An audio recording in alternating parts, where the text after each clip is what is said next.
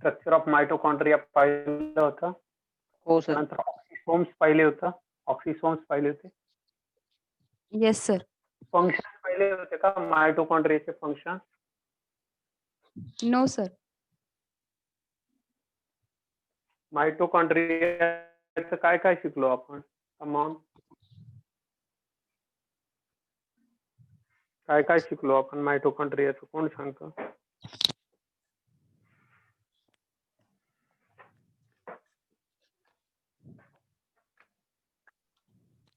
आपण 2 सेल ऑर्गॅनेल्स शिकणार आहोत जे डबल मेम्ब्रेनचे आहेत. त्याच्यातला पहिला आपण शिकलो मायटोकॉन्ड्रिया. Am I right? बरोबर? येस. मायटोकॉन्ड्रिया बद्दल शिकलो आपण. Mitochondria is double membrane bound structure. It is discovered by Kolliker. लिहून ठेवा.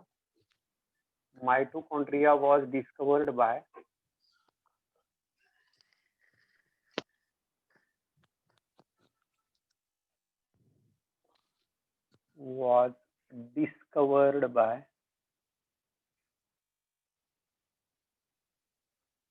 कोलिकर.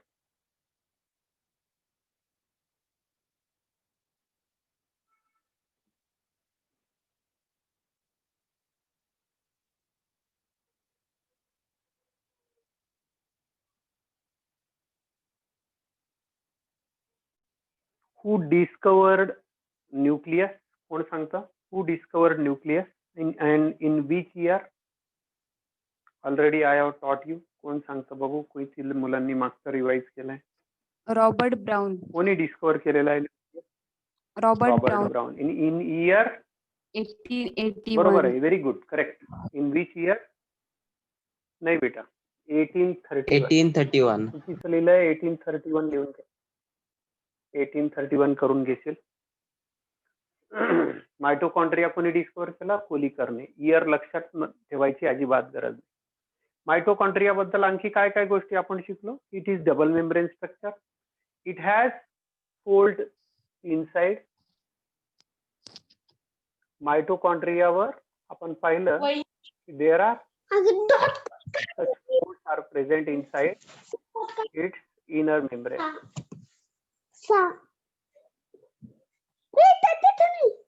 कुठे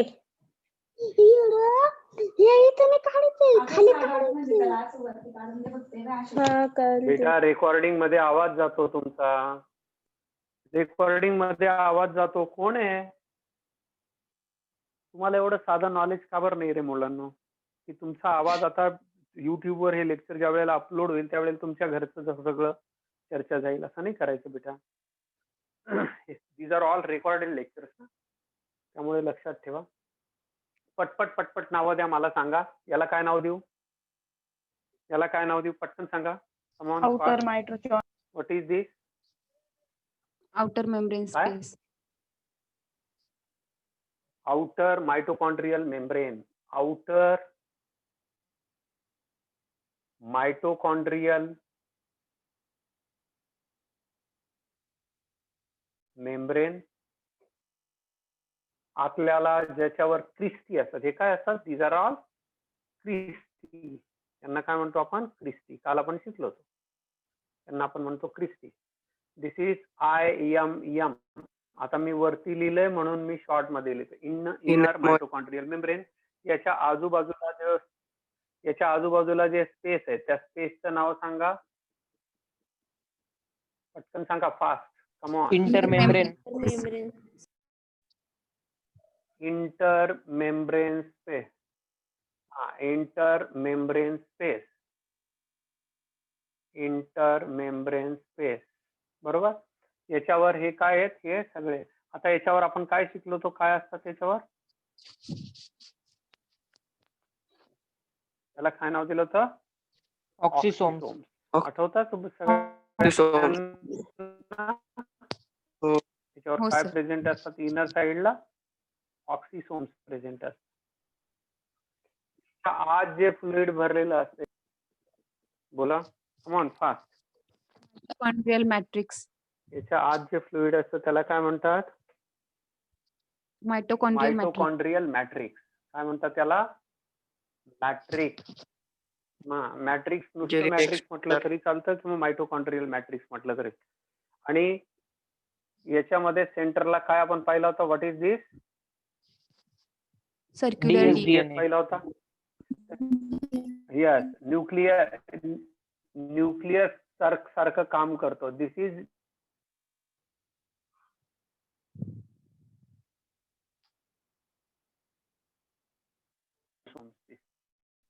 ठीक आहे. आर यू गेटिंग दिस? सगळ्यांना समजतंय? What is this? these are all ribosomes. You are getting, I think. समजतंय? आता या स्ट्रक्चरवर या मायटोकॉन्ड्रिया मध्ये ऍक्च्युअली होतं काय ते तुम्हाला शॉर्ट मध्ये. मायटोकॉन्ड्रियाच्या आत बाळांनो तुम्हाला रेस्पिरेशन मध्ये डिटेल मध्ये शिकवणार आहे. मायटोकॉन्ड्रिया काल मी हे हा बोल सर कॅमेरा बोल बेटा. थोडा पुढे घ्या ना, ते दिसत नाही मग. काय म्हणतो बेटा? कॅमेरा थोडं पुढे घ्या ना, ते मोठी आली स्क्रीन. कॅमेरा झूम हो करा. लगेच घेतो, लगेच करतो. हे झालं बघ झूम. ठीक आहे. इज इट ऑल राईट नाव? Yes sir. Yes, sir. Yes, sir. आता तुम्हाला सगळ्यांना दिसतंय हे काय काम करणार आहे? एनर्जी प्रोडक्शन मध्ये याचा रोल आहे. बरोबर. मायटोकॉन्ड्रियाला एक शब्द वापरला होता आपण, काय म्हणतो याला? Power house of the cell. काय म्हणतो आपण? Power house of the cell. आता काय होतं त्याला एकदम शॉर्ट मध्ये आपण समजून घेऊ.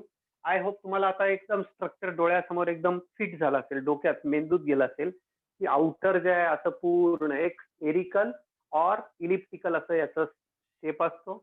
याची साईज सर्वसाधारण काल आपण लिहिलंय, याची साईज सर्वसाधारण किती असते? 4 to 5 मायक्रॉनच्या आसपास याची साईज असते. आणि हे असं स्फेरिकल और एलिप्टिकल जे असतं शेप असतो याचा. त्याच्यामध्ये महत्वाची गोष्ट एक मिनिट.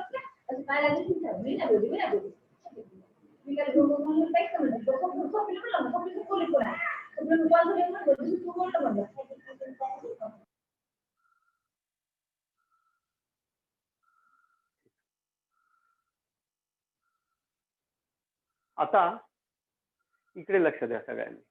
एखादा मुलगा एखादी मुलगी अशी येऊन जाते की पूर्ण क्लासला डिस्टर्ब करून टाकतात. आपण पाहिलं आउटर मायटोकॉन्ड्रियल मेम्ब्रेन, याच्यावर असतात अक्वापोरिन ज्याच्यामुळे वॉटर आत येऊ शकतं. आता काय होतं ते नीट समजून घ्या कशा पद्धतीने इथे अरेंजमेंट होत असते. लिसन व्हेरी केअरफुली. जो कोणी हे बघा माझा थोडासा स्वभाव कडक आहे माझा, समजून घ्या. मला गडबड केलेली चालत नाही. मी काय करतो, मला गडबड दिसली की मी ताबडतोब रिमूव्ह करून टाकतो. आता ज्या मुलीने गडबड केली तिला मी ताबडतोब रिमूव्ह करून टाकतो. आता पुन्हा काही त्याला यायला चान्स नाही. So try to maintain the silence during learning. त्यामुळे मी जेव्हा तुम्हाला एखादी गोष्ट पोटतिडकीने समजून सांगतोय, एक एक गोष्ट तुमच्या डोक्यात जावी म्हणून धडपड करतोय, तर तितक्या serious approach I am expecting the same kind of serious approach from your side. तर मी काहीतरी काय बडबड करत राहील आणि तुम्ही अटेंटिव्ह नसाल. आणि काही एक दोनच मुलं असतात की जे संपूर्ण क्लासरूमला किंवा सगळ्या लर्निंग प्रोसेसला डिस्टर्ब करत असतात. तर such student must be removed immediately. Okay. आता इकडे लक्ष द्या. Outer mitochondrial membrane, inner mitochondrial membrane. Inner mitochondrial membrane वर फोल्ड आहेत. या फोल्डचा रोल काय असतो? या क्रिस्टीचा रोल असतो, they increase the surface area. They increase the surface area. जास्त एरिया मिळावा, जास्त ठिकाणी ही जी सगळी आहे. आता हे जे स्ट्रक्चर असतं हे मी काल असं बोललो होतो बघा, याला आपण फर्नांडिस मोरान पार्टिकल किंवा याला आपण नाव दिलं होतं, what was it? It was F1 particle, किंवा याला आणखी आपण नाव दिलं होतं ऑक्सिसोम. ऍक्च्युअली होतं काय, याच्यामध्ये असतात एन्झाईम्स. ज्या वेळेला हे एन्झाईम्स असतात याच्यातनं या ठिकाणी आपण जे तुम्हाला मी काल बोललो होतो ना की आपण जो उच्छ्वास येतो, कार्बन डायऑक्साईड जो असतो तो ऍक्च्युअली प्रोड्यूस केला जातो याच्या आत. Listen very carefully. whatever oxygen that you take that comes inside this inner mitochondrial space. या ठिकाणी निरनिराळ्या प्रकारचे बेटा याच्यामध्ये एन्झाईम्स असतात. याच्यामध्ये काय असतात? एन्झाईम्स असतात. येतंय लक्षात? याच्यामध्ये निरनिराळे एन्झाईम्स असतात. हे कसं स्ट्रक्चर आहे? सेमी ऑटोनॉमस आहे. काल मी बोललो होतो it is not fully autonomous. Fully autonomous फक्त सेल असते. It is semi autonomous. आता सेमी ऑटोनॉमस असल्यामुळे याच्यात होतं काय? नीट लक्ष द्या.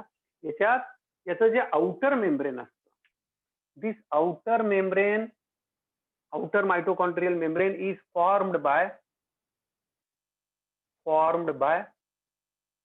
DNA or nuclear DNA.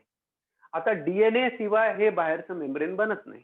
म्हणजे याला नुसतं आतलं मेम्ब्रेन बनवून चालत नाही. आतलं मेम्ब्रेन हे स्वतः बनवतो, बाहेरचं मेम्ब्रेन डीएनए बनवतो. जर बाहेरचं मेम्ब्रेन बनल्याशिवाय याचं स्ट्रक्चरच अस्तित्वात येणार नाही. म्हणून हे स्ट्रक्चर बनवण्यासाठी हा मायटोकॉन्ड्रिया नेहमी न्यूक्लियसवर डिपेंड असतो. म्हणून याला आपण काय म्हणतो? Semi autonomous. बरोबर. आणि याला आणखी एक गोष्ट असते, याला आपल्या मर्जीने काम करून चालत नाही आणि याला स्वतःच्या मर्जीने न काम करता याला न्यूक्लियसच्या कंट्रोलमध्ये काम करावं लागतं. दुसरी गोष्ट, आता इथे काय होतं ते आपण थोडक्यात समजून घेणार आहोत. आता तुम्हाला कळलं की याच्या आत निरनिराळ्या प्रकारचे एन्झाईम्स असतात. याच्या आत निरनिराळ्या प्रकारचे एन्झाईम्स असतात, याच्यात ऑक्सिजन जातो आणि इथूनच कार्बन डायऑक्साईड आणि वॉटर जे असतं याच्यातनं CO2 आणि वॉटर बाहेर निघत असतं. CO2 आणि वॉटर याच ठिकाणाहून बाहेर निघतं. आता नीट समजून घ्या कशा पद्धतीने काय काय होत असतं, तुम्हाला लगेच लक्षात येईल. आता आपल्याला सगळ्या जवळजवळ जेवढे लिव्हिंग ऑर्गॅनिझम्स आहेत, सगळ्या लिव्हिंग ऑर्गॅनिझमला एनर्जीसाठी ग्लुकोजवर डिपेंड राहावं लागतं. कशावर डिपेंड? हे जे ग्लुकोज आहे, हे ग्लुकोज जे बाळांनो, हे ग्लुकोज, आता हे आपण याला बघताना असं वाटतंय की आपण सेल शिकतोय, but it is not the cell, it is the cell organelle. आता एक लक्षात घ्या, suppose this is the cell. एक सेल आहे. या सेलच्या आत काय भरलेलं आहे? सायटोप्लाझम भरलेलं आहे. या सायटोप्लाझम मध्ये अनेक ठिकाणी असे मायटोकॉन्ड्रिया असतील. जी सेल जास्त काम करत असेल त्या सेलमध्ये जास्त मायटोकॉन्ड्रिया असतील. जागतिक रेकॉर्ड जे सायंटिस्ट लोकांना सापडलेलं आहे, तर एक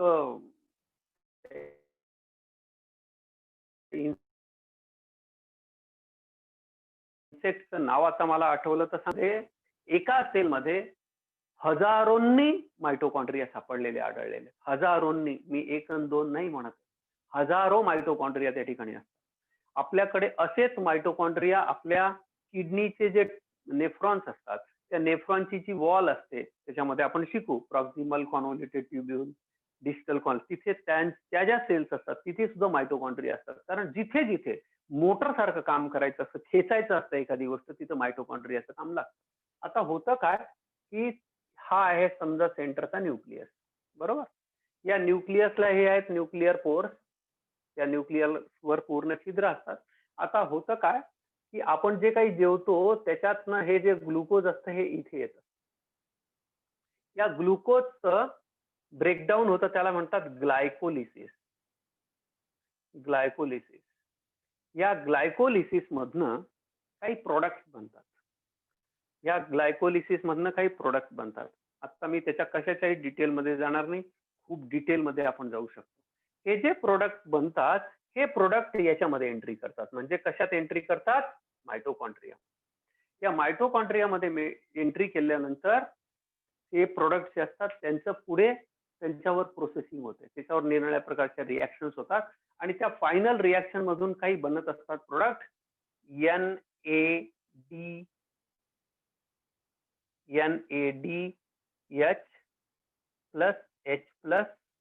आणि FADH+H+.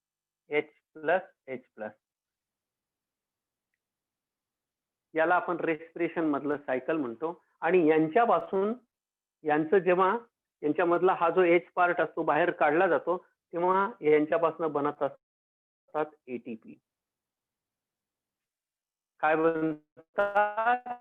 ॲडिनोसिन ट्रायफॉस्फेट. काय असतात ॲडिनोसिन ट्रायफॉस्फेट? जसं आमच्या खिशामध्ये पैसा, जसं आमच्या खिशामध्ये नोटा, तसं सेलकडे खर्च करण्यासाठी, काम करण्यासाठी लागणारी एनर्जी देणाऱ्या नोटा म्हणजे एटीपी. या एटीपीचं डिटेल स्ट्रक्चर आपण पुढे गेल्यावर शिकणार आहोत. त्याचा फुल फॉर्म तुम्हाला सगळ्यांना माहिती आहे, याला म्हणतात ऍडिनोसिन ट्रायफॉस्फेट. आता हे जे ऍडिनोसिन ट्रायफॉस्फेट आहे, हे ऍडिनोसिन ट्रायफॉस्फेट पण इथे बनतात आणि नंतर ऍडिनोसिन ट्रायफॉस्फेटचं ब्रेकडाऊन करून त्यांच्यापासून एनर्जी बनवण्याचं काम पण इथेच चालतं. म्हणून मायटोकॉन्ड्रियाला आपण काय म्हणतो, power house of the cell. काय म्हणतो याला, power house of the cell. म्हणजे मला काय म्हणायचं आहे की आता इथून ग्लुकोज सेलमध्ये एंट्री करेल, सेलमध्ये त्या ग्लुकोजचं ब्रेकडाऊन होईल, त्याच्यातले जे प्रोडक्ट असतील त्या ग्लुकोजचे 2 तुकडे होतात. त्याचे 2 तुकडे झाल्यानंतर ऑक्सिडेटिव्ह फॉस्फोरायलेशन होतं. त्याच्यानंतर त्यांच्यामध्ये त्याची एंट्री जी होते त्याला काही ग्रुप्स वगैरे ऍड होतात, ऍसिटाइल कोएन्झाइम ए म्हणतात, आणि ते सगळं जॉईन होऊन हे याच्या आत जातं. याच्या आत पुढची प्रोसेस सगळी केली जाते. याला आपण म्हणतो ऑक्सिडेशन. ऑक्सिडेशन होऊन मग त्याच्यानंतर आपल्याला पुढे एनर्जी मिळते. हे पूर्ण बेटा सायकल आहे. इथे जे आहे ना ते त्याला आपण म्हणतो, या ठिकाणी जे सायकल चालतं त्याला TCA cycle, tricarboxylic acid cycle, और it is also called as Krebs cycle. तर इथे क्रेब्स सायकल चालवलं जातं आणि त्या क्रेब्स सायकलचे जे प्रोडक्ट असतात, त्या प्रोडक्ट मधून आपल्याला निराळे दुसरे प्रोडक्ट मिळतात आणि त्या प्रोडक्ट मधून पुढे एटीपी बनत असतात. आता तुम्ही काही लक्षात ठेवायचं नाही. काय लक्षात ठेवायचं आहे की it is the power house of the cell. काय बनतं, एटीपी बनतात. कशाच्या हेल्पने जास्त एटीपी बनतात, ऑक्सिजन जर तुम्ही घेत असाल, याला ऑक्सिडेटिव्ह फॉस्फोरायलेशन म्हणतात. ऑक्सिजन जर तुम्ही घेत असाल तर जास्त एटीपी बनतात. मी तुम्हाला मागे बोललो होतो की एका ग्लुकोज पासून जर ऑक्सिजन त्याला मिळत असेल तर 38 एटीपी तयार होतात. किती एटीपी बनतात, 38 एटीपी एका ग्लुकोज मॉलिक्यूल पासून बनत असतात. असे आपण भरपूर सारं जेवत असतो, याच्यापासून असे 38 आणि दिवसभर श्वास पण चाललेला असतो, रात्रंदिवस श्वास घेतो, त्यामुळे असे 38 एटीपी मिळतात. म्हणून ऑक्सिडेटिव्ह फॉस्फोरायलेशन मधून खूप जास्त प्रमाणात एनर्जी जनरेट होते. दुसरं एक काम असतं, या एटीपी मुळे, या मायटोकॉन्ड्रियामुळे आपलं शरीर जे असतं ते उष्ण राहू शकतं. तुम्ही विचार करा ना, इमॅजिन करा, आता थंडी येते. आज तुम्ही सकाळचं आजचं जरी टेम्परेचर पाहिलं, it was below 20 degree Celsius. तर आपण जशी थंडी वाढत जाईल, इमॅजिन करा, जशी थंडी वाढत जाईल तसं टेम्परेचर बाहेरचं कमी होतात. आणि किती कमी होतं, तर नाशिकमध्ये कधी कधी टेम्परेचर 4 आणि 5 डिग्री सेंटीग्रेड पर्यंत जातं, कधी 3 डिग्री पर्यंत जातं. आणि आय हॅव सीन वन्स काहीतरी 1 डिग्री 2 डिग्री पर्यंत. निफाड वगैरे मध्ये आज सगळ्यात कडाक्याची थंडी पडली, तिथं 1 डिग्री 1.5 डिग्री, कधी कधी बर्फाचा थर सुद्धा असतात. तुम्ही ऐकलं असेल आणि काही मुलांनी ते अनुभवलं पण असेल. तर मला हे सांगायचं, विचार करा, आपल्या बॉडीचं टेम्परेचर आहे 37. इमॅजिन करा, आपल्या बॉडीचं टेम्परेचर आहे 37 डिग्री सेंटीग्रेड आणि बाहेरचं टेम्परेचर फक्त 1 डिग्री आहे, 2 डिग्री आहे, 3 डिग्री आहे. मग हा जो 32-33 डिग्रीचा किंवा 35 डिग्रीचा जो शॉर्टफॉल आहे, हा जो हे जे अंतर आहे, हे कसं मॅच केलं जातं, तर त्यावेळेला, त्यामुळे हिवाळ्यात तुम्ही ऑब्झर्व केलं असेल, हिवाळ्यात जास्त भूक लागते आपल्याला. हिवाळ्यात आपण जास्त का खातो, कारण बॉडीला तुम्हाला हीट पाहिजे असते, आणि ही हीट कुठे जनरेट केली जाते, मायटोकॉन्ड्रियामध्ये. I think you are enjoying की तुम्हाला भूक हिवाळ्यात का जास्त लागते, कारण तुम्हाला जास्त एटीपी बनवावे लागतात. जास्त एटीपी का बनवावे लागतात, कारण तुमची बॉडी हॉट ठेवायची असते, 37 डिग्री सेंटीग्रेड पर्यंत मेंटेन करायचं असतं टेम्परेचर. तर दिस इज ऑल द रिझन. आता आपण काय करू, याच्याबद्दल काही महत्वाचे पॉइंट्स आपण लिहून घेऊ, आणि so that we can move on plastid. ठीक आहे, आर यू रेडी? समजलं हे सगळं इथपर्यंत तुम्हाला? Yes, कळलं, sir. याचा रोल कळतोय थोडाफार? Yes. Very good. Yes sir. Yes, sir. Good, very good. आता काही महत्वाचं, आता तुम्हाला स्ट्रक्चर कम्प्लिटली ध्यानात आलेलं आहे, आणि फार डिटेल आपल्याला एक पार्ट, याच्यातला एक पार्ट, एक एन्झाईम डिटेलमध्ये केव्हा शिकायचं आहे, रेस्पिरेशन चॅप्टरमध्ये. केव्हा शिकायचं आहे, रेस्पिरेशन चॅप्टरमध्ये. तोपर्यंत आपण काय करणार, तोपर्यंत त्याचे महत्वाचे काही पॉइंट्स आपण लिहून घेणार आहोत. So write down. We have written, I think yesterday I have told about its size. तुम्हाला साईज बद्दल बोललोय, एम आय राईट? तुम्हाला साईज बद्दल बोललोय. आता तुम्हाला डिस्कव्हरर जो होता त्याचं नाव सांगितलेलं आहे. कशामध्ये जास्त असतात, कुठे जास्त असतात, त्याच्याबद्दल आपण बोललेलो आहे. आता आउटर मेम्ब्रेनवर काय असतात, इनर मेम्ब्रेनवर काय असतात ते आपल्याला माहिती आहेत. आता पेरी मायटोकॉन्ड्रियल स्पेस जो असतो, आता याच्याकडे जे रायबोसोम्स असतील, झोपेत विचारलं तरी सांगता आलं पाहिजे. मायटोकॉन्ड्रियामध्ये रायबोसोम, आता तुम्हाला मी मागे बोललो होतो, जर तुम्हाला आठवत असेल तर ज्या वेळेला मी ह्याच सेलचं जेव्हा लेक्चर सुरुवातीला सेलचे लेक्चर घेत होतो तेव्हा तुम्हाला सांगितलं की एक युकॅरियोटिक जी सेल आहे तिने प्रोकॅरियोटिक सेल खाऊन टाकल्या, एनगल्फ केल्या. तर या वेळेला ह्या प्रोकॅरियोटिक सेलने सांगितलं की अरे मला कशाला खावतं, मला मारून खाण्यापेक्षा माझा उपयोग करून घे, अशी थिअरी आहे. त्याला एंडोमेम्ब्रेन थेरी म्हणतात.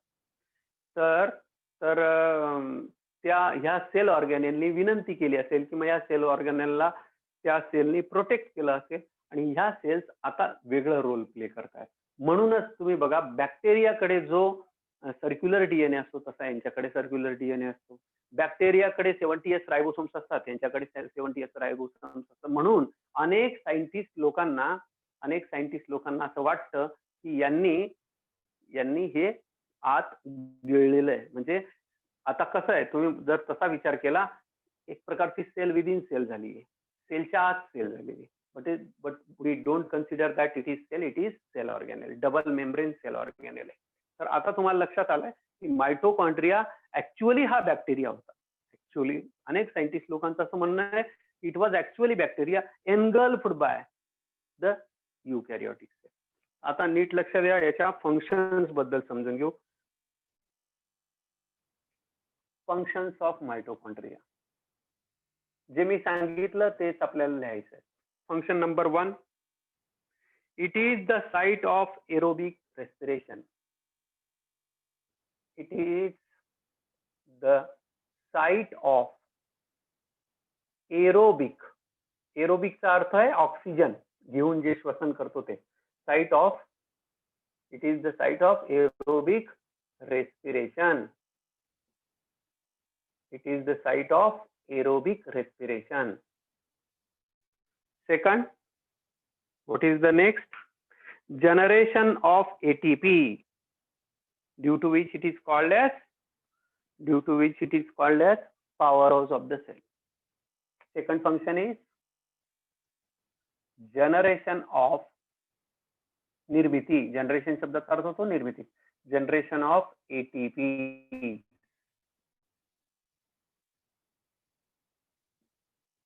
Third function,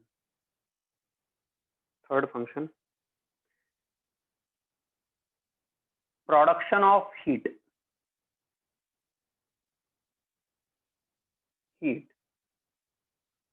to maintain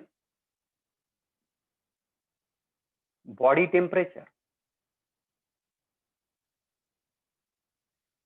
Production of heat due to maintain body temperature. And the last function is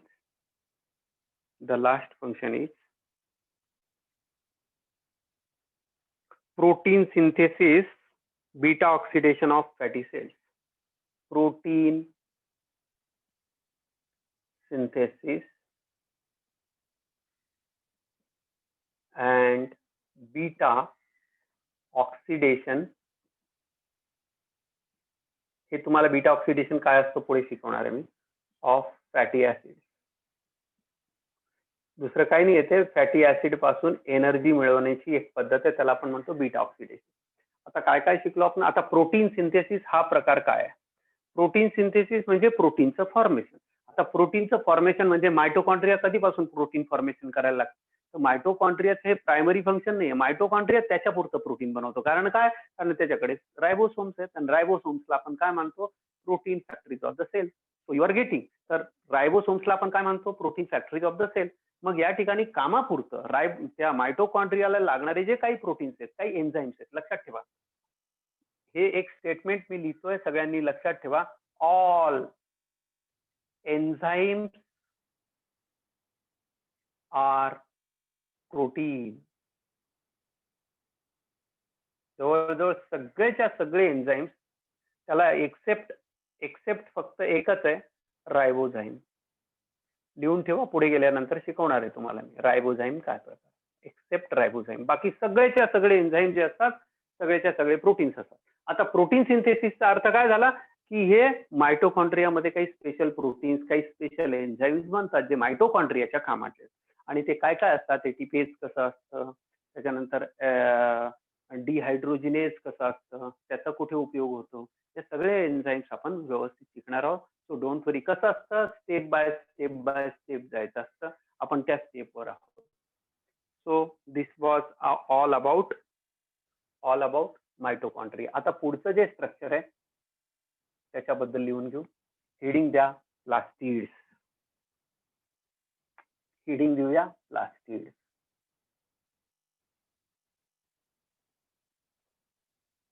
heading द्या प्लास्टिड्स.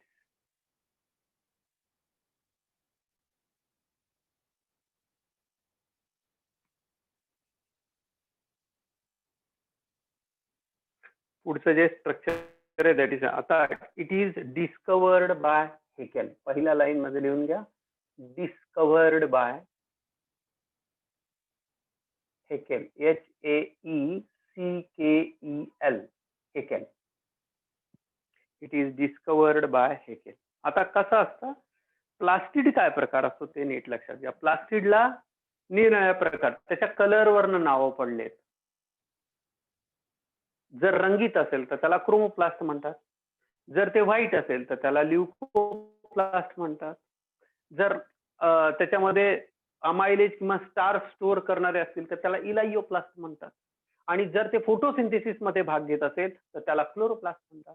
म्हणजे तुम्हाला विचारलं की टाइप्स ऑफ प्लास्टिड्स कशावरनं डिसाईड होतात, तर त्याच्यात असलेलं जे पिगमेंट आहे त्याच्यावरनं सगळ्या गोष्टी डिसाईड होतात किंवा त्याच्या फंक्शनवरनं डिसाईड केले जातात. So we will see in detail. आपण पहिले काय करू, जनरल जे स्टेटमेंट्स आहेत ते समजून घेऊ की प्लास्टिड काय काम करतं, कशा पद्धतीने असतं. तर आपण प्लास्टिड बद्दल जनरल गोष्टी सगळ्यांनी समजून घेऊ. लिहा पॉइंट नंबर 1 फर्स्ट. साईज असते याची 5 to 10 micron. Size is 5 to 10 microns or micrometers.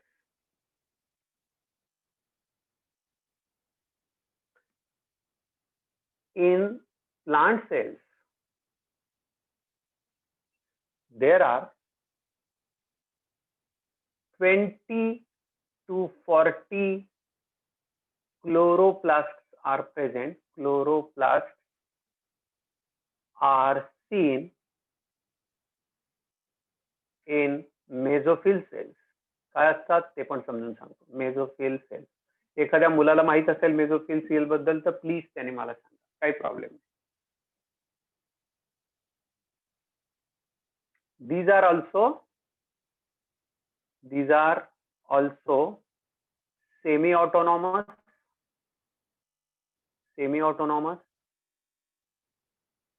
double membrane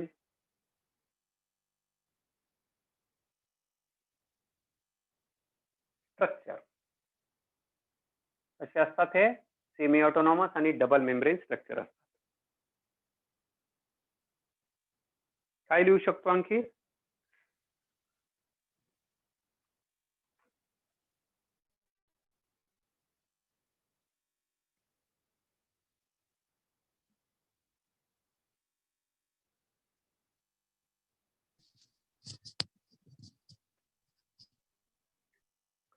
there are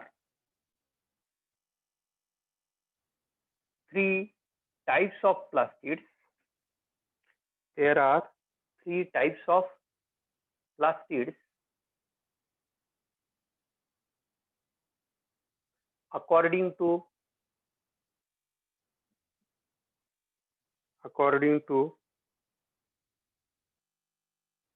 किंवा असं depending upon the color, plastids depending upon the pigment or color म्हणूया, simply color depending upon the color. एक असतो chloroplast.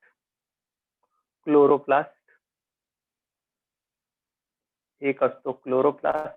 आता लक्षात ठेवा, बायोलॉजी मध्ये लक्षात ठेवायचं कायमस्वरूपी सगळ्यांनी लक्ष ठेवा, whenever you are talking something about the green color, you will find the word chloro. Chloro means green. म्हणजे ग्रीन प्लास्टिड्सला आपण काय म्हणतो? ग्रीन प्लास्टिड्सला आपण काय म्हणतो बाळांनो? Chloroplast. I think you are getting. One is chloroplast. Second, दुसरं जे असतं दॅट इज क्लोरोप्लास्ट. दुसरं असतं क्रोमोप्लास्ट. क्रोमोप्लास्ट. आता पर्टिक्युलर कलर काही म्हणतोय का? नाही. एका पर्टिक्युलर क्रोमा शब्दाचा अर्थ होतो, क्रोमा शब्द आला की काय समजायचं? Chroma means colour. कुठलाही कलर असू शकतो. क्रोमा शब्द कलर. मग आता हे कलरफुल प्लास्टिड जे असतात त्यांना आपण काय म्हणू? क्रोमोप्लास्ट. आता क्रोमोप्लास्ट जे असतात याच्यात नो ग्रीन, फक्त एक ग्रीन सोडला तर बाकी कुठलंही असू शकतं. No green.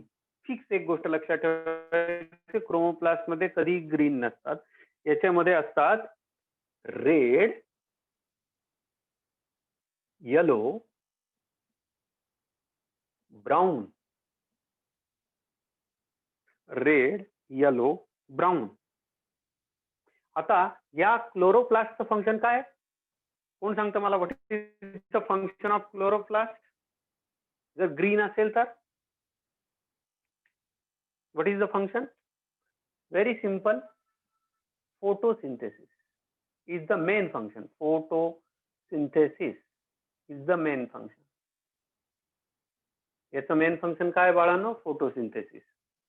बरोबर. आणि हे फोटोसिंथेसिस का करू शकतं? कारण as it has chlorophyll A, मी शॉर्ट मध्ये CHL लिहितोय. क्लोरोफिल त्याचा अर्थ आहे chlorophyll A, chlorophyll B in maximum amount. जास्त प्रमाणात त्यांच्याकडे काय असतं? Pigment. Photosynthetic. What is chlorophyll? Chlorophyll is a photosynthetic pigment. Photosynthesis chlorophyll शिवाय कधीही शक्य नाही बाळांनो, लक्षात ठेवा. You cannot do photosynthesis without chlorophyll. So it is very very important. Chlorophyll A and chlorophyll B. No doubt other pigments would be there. दुसरे पण pigments असतील, पण सगळ्यात जास्त नंबर कशाचा असेल तर क्लोरोफिल ए आणि क्लोरोफिल बी. म्हणून त्यांना कलर कसा मिळतो? क्लोरोफिल. आता इथे एक वर्ड आला होता मेझोफिल सेल. काय असतो ते 2 मिनिटात समजू. समजा हे एक पान आहे. या पानात समजा हे पान घेतलं तुम्ही. हे पान घेतलं, एक हिरवं पान घेतलं. या हिरव्या पानाला जर तुम्ही इथून असा कट केला आणि इथून असा एक दुसरा कट घेतला आणि याला तुम्ही हे बारीक जी चकती आहे, ही जी चकती निघाली, ही जी बारीक स्लीट निघाली, हिला तुम्ही मायक्रोस्कोप मध्ये ऑब्झर्व केलं. तर मायक्रोस्कोप मध्ये ऑब्झर्व केल्यानंतर तुम्हाला कसं दिसेल? बघा अशा सेल्स दिसतील बाळांनो. अशा या वरच्या सेल्स. आणि यांच्या खाली अशा सेल्स दिसतील, अशा उंच उंच उंच. अशा सेल्स. ठीक आहे. आणि या ठिकाणी याच्यानंतर ह्या अशा सेल्स दिसतील. या अशा सेल्स वाकडे तिकडे दिसतील. अशा सेल्स दिसतील. आता ह्या ज्या सगळ्या सेल्स आहेत यांच्यामध्ये इथे क्लोरोप्लास्ट असतो. आणि या एकेका सेलमध्ये तुम्हाला 20 ते 40 क्लोरोप्लास्ट मिळतील. आणि या सेलला हे जे सेल्स आहेत या इथल्या जेवढ्या सेल्स असतील यांना म्हणतात मेझोफिल सेल. मेझोफिल. या ज्या उभ्या असतात त्यांना म्हणतात मेझोफिल सेल्स, आणि मध्ये ज्या असतात त्या खाली असतात यांना म्हणतात स्पॉन्जी सेल्स.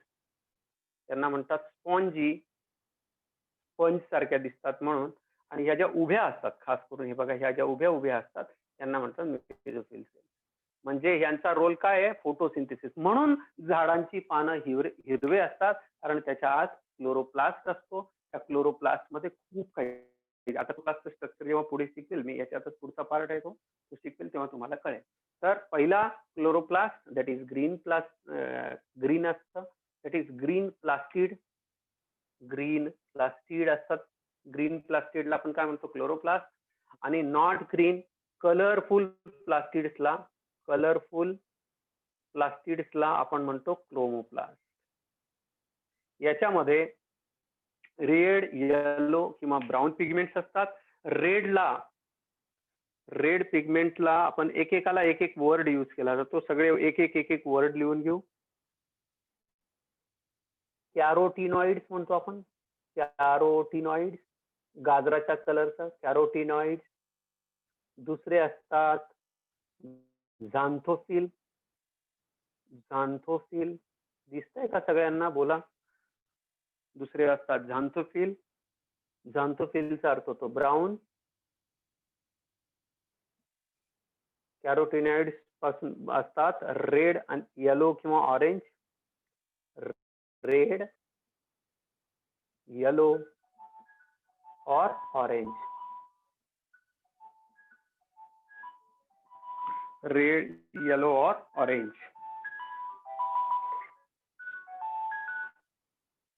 सर मी लेक्चर मध्ये आहे बरं का. हा 6:30 करतो.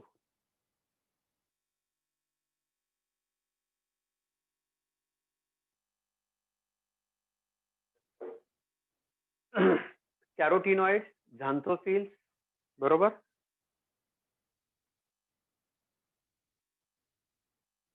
हे लिहून झालं असेल तर so that I can move on next topic. हे झालंय का Yes, लिहून sir. सगळ्या मुलांचं? हो सर. हो सर. बाकी आहे का? झालं सर. झालं झालं sir. Okay okay okay. Okay okay. आता आपण पुढच्या टॉपिक कडे जाऊया. क्लोरोप्लास्ट जो असतो तो तुम्हाला माहिती आहे. आता एक तिसरा जो प्लास्टिडचा प्रकार आहे दॅट इज म्हणतात, that is called as leucoplast. Third type of plastid is called as leucoplast. Leucoplast. जिथं जिथं ल्युको वर्ड येतो त्याचा अर्थ सांगा मला. जिथे जिथे ल्युको वर्ड येईल त्याचा अर्थ होतो colourless or white.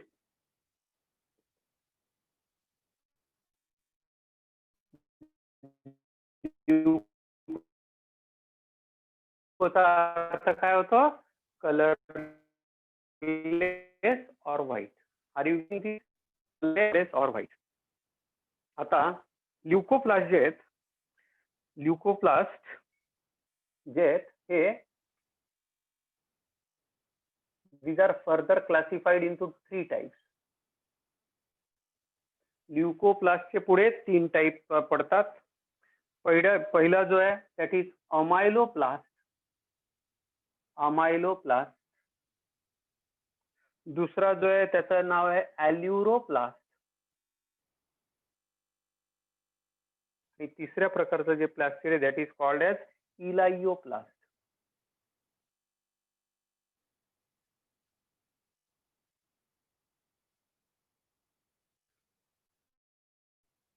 अमायलोप्लास्ट, aleuroplast, elaioplast.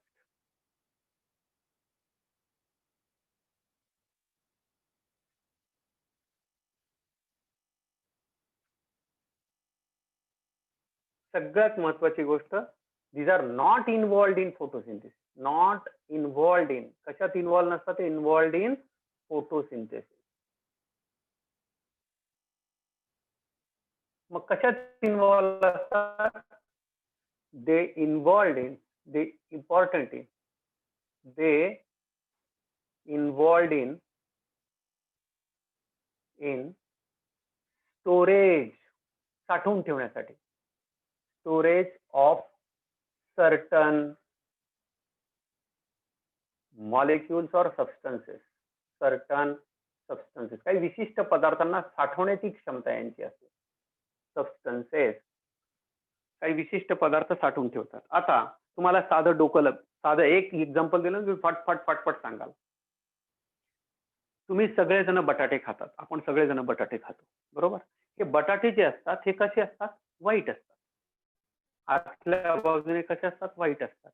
त्या बटाट्यामध्ये काय भरलेलं असतं? कोण सांगतं? What is there inside carbohydrate. That potato? कशाने? बटाटा.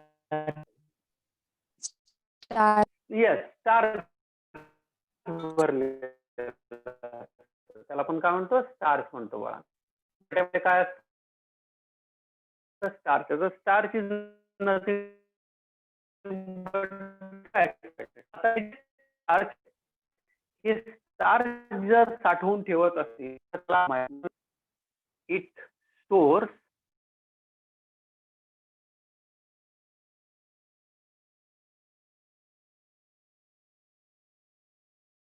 सर आवाज नाही.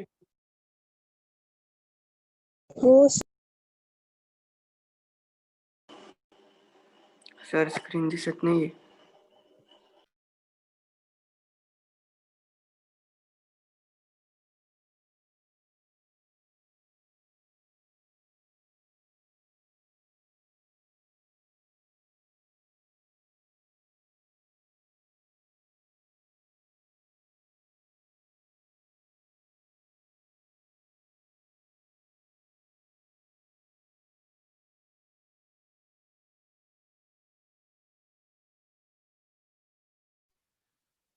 Come on.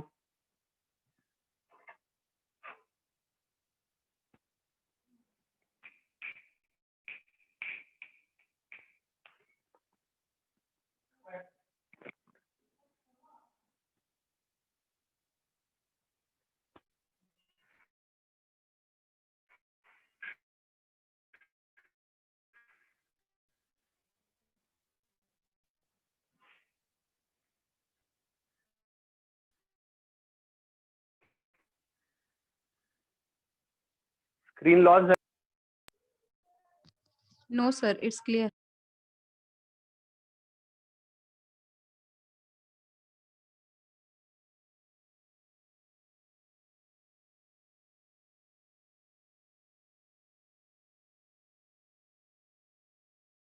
एक्झाम्पल सांगा मला.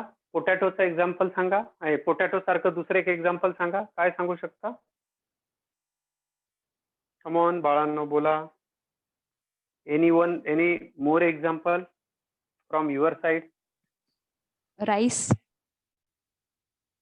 Sweet potato. Sweet potato. ठीक आहे.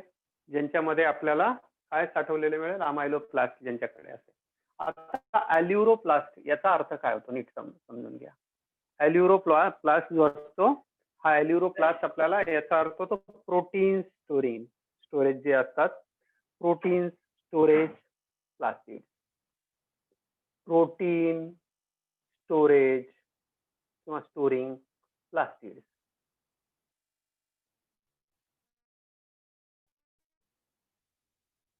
याचं बेस्ट एक्झाम्पल लिहून घ्या. याचं बेस्ट एक्झाम्पल आहे मेज. MAIZE, मक्का.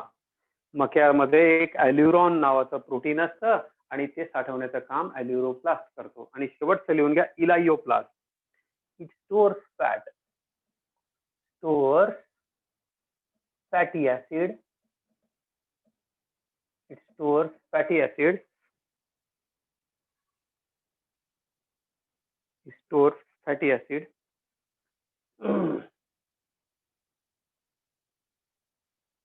Stores fatty acid.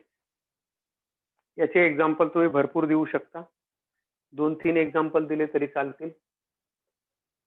बोला कुठे असेल हे? Blur आहे sir. Groundnut seed. Sir blur दिसतो. Groundnut seeds. Castor seeds. ज्यांच्यापासून तेल बिया जेवढ्या असतील त्या सगळ्या. Castor seeds. त्याच्यानंतर सनफ्लावर सीड एक्सेट्रा. ल्युकोप्लास्टचे आपण 3 टाईप पाहिले. आता हे जर लिहून झालं असेल तुम्ही परत एकदा क्रोमोप्लास्ट वर जाणार आहे. क्रोमोप्लास्ट आपल्या डे टू डे लाईफ मध्ये कशा पद्धतीने प्रभाव दाखवतं, कशा पद्धतीने असतं, that I would like to share with you. ठीक आहे.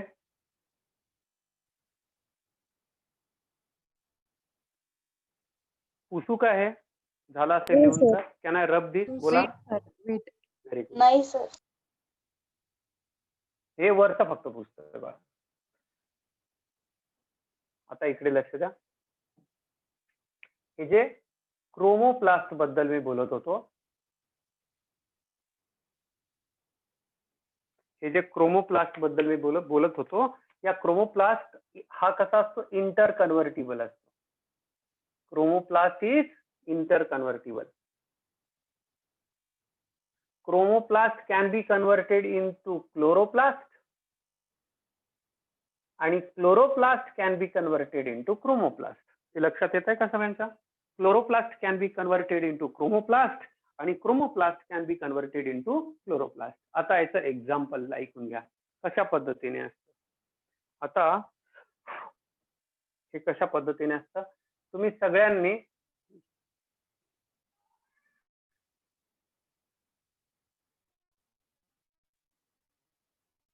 टोमॅटो बघितलेला आहे. टोमॅटो सुरुवातीला कसे असतात, चिलीज बघितलेल्या आहेत. कशा असतात सुरुवातीला? सुरुवातीला कसे असतात, ग्रीन. बरोबर, Green. सगळेच्या सगळे कसे असतात, ग्रीन. आणि नंतर कसे होतात, ते कसे होतात, चेंज होतात. म्हणजे टोमॅटो, आता इथे काय होतं, क्रोमोप्लास्ट सुरुवातीला काय असतो, क्लोरोप्लास्ट. जोपर्यंत क्लोरोप्लास्ट असतो, लिसन व्हेरी केअरफुली, जोपर्यंत क्लोरोप्लास्ट असतो बाळांनो तोपर्यंत ते ग्रीन दिसतात. आणि त्यांचं नंतर क्रोमोप्लास्ट मध्ये कन्व्हर्जन होतं. त्यांचं कशामध्ये कन्व्हर्जन होतं, क्रोमोप्लास्ट मध्ये. आणि क्रोमोप्लास्ट मध्ये कन्व्हर्जन झालं की they become yellow or red. आणि त्यानंतर त्या रेड मध्ये बदलत जातात. सुरुवातीला पिवळसर होतात, नंतर त्या, आणि त्यांना ते कशाच्या ताब्यात जातात मग, किंवा कशा पद्धतीने चेंज होतात, क्रोमोप्लास्ट कन्व्हर्जन होऊन जातं. म्हणजे क्लोरोप्लास्ट टू क्रोमोप्लास्ट कन्व्हर्जन. आणि त्याच्यामध्ये मग लायकोपिन वगैरे येतं. त्याचा तो आपला सिलेबसचा पार्ट नाहीये, पण आपल्याला माहिती पाहिजे की कशामुळे होतं. तर it is the conversion of green chillies or green tomatoes into colourful tomatoes. That is because of this chromoplast. I think you are getting, हे समजलं असेल. आता एका झटक्यात आतापर्यंत जे मी शिकवलं प्लास्टिड्स बद्दल, ते जर समराईज करायचं असेल तर काय सांगू शकतो? फोटोसिंथेसिस करणारं जे प्लास्टिड असतं त्याला म्हणतात क्लोरोप्लास्ट. फोटोसिंथेसिस करणारं जे प्लास्टिड असतं त्याला म्हणतात क्लोरोप्लास्ट. जे कलरफुल प्लास्टिड्स असतात, ज्याच्यामुळे निरनिळ्या प्रकारचे कलर आपल्याला पाहायला मिळतात. तुम्ही झाड पाहिलं असेल, एकदम नवीन जर तुम्ही झाड लावलं, एकदम नवीन झाड लावलं, तर त्यांच्यामध्ये क्रोमोप्लास्टचं प्रमाण जास्त असतं. कारण ते पानं बघा, तुम्ही सुरुवातीला हिरवे वगैरे पानं असतात, लालसर पानं असतात. अगदी नवीन झाड जर तुम्ही बघितलं तर ते कसं असतं, जसं झाड वाढत जातं तसं त्याच्यामध्ये क्रोमोप्लास्ट वाढत, सॉरी,